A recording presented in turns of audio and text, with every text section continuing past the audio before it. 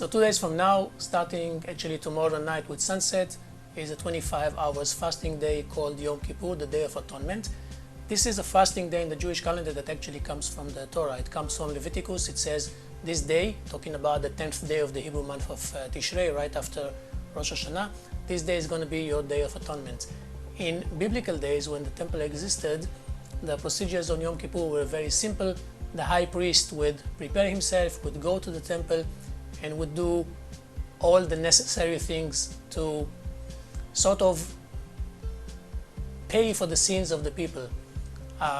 Go into the Holy of Holies and have the incense, and the most important thing of Yom Kippur would be the sacrifice of the scapegoat. Taking 2 goats into the temple, one of them would be sacrificed to God, the other one would be sent to the Judean desert and kind of thrown from a cliff. And as it was rolling down from a cliff, symbolically the sins of the people would be on the head of that scapegoat.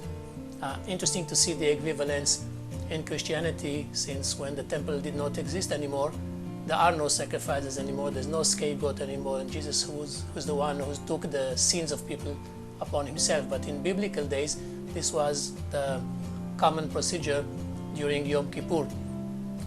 Today, when you don't have a temple, you don't have any of those sacrifices or scapegoats, and mainly Yom Kippur is about fasting and about going to synagogues and about getting into your inner soul, repenting, asking for forgiveness. Jewish tradition says that on Rosh Hashanah, on the first day of the year, you're judged in front of God.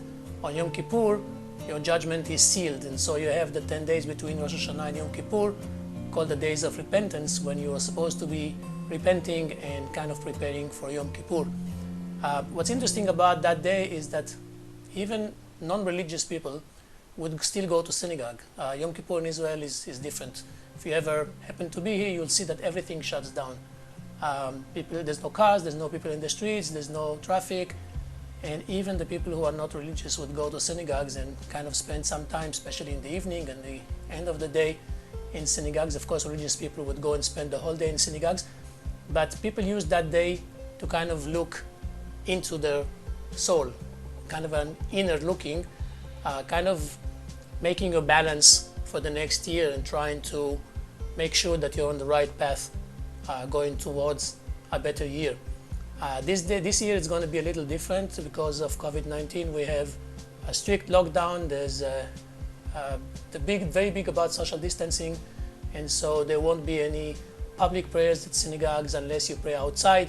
But there's a heat wave outside, so I don't know if people will go and pray outside. So it will probably be more staying at home and having your own personal reflection time, thinking about the previous year, thinking about next year, and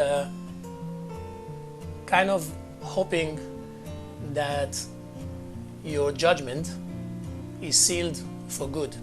So this is the meaning of Yom Kippur. It's the holiest day in Israel, and politically wise, we're now thinking also and remembering a war that happened in Yom Kippur, because Yom Kippur of 1973, we spoke about that in one of the episodes of Beautiful Israel, is the war of Yom Kippur, where Israel was attacked by surprise by the Egyptians and the Syrians in the midst of Yom Kippur, and ended up with lots of casualties. So every time Yom Kippur gets here, people remember the people who died during the 73 war, and it's kind of like a reflection time, not only personal but also on a national level. So tomorrow at sunset, 25 hours of fasting, hoping for a better year and for a good judgment.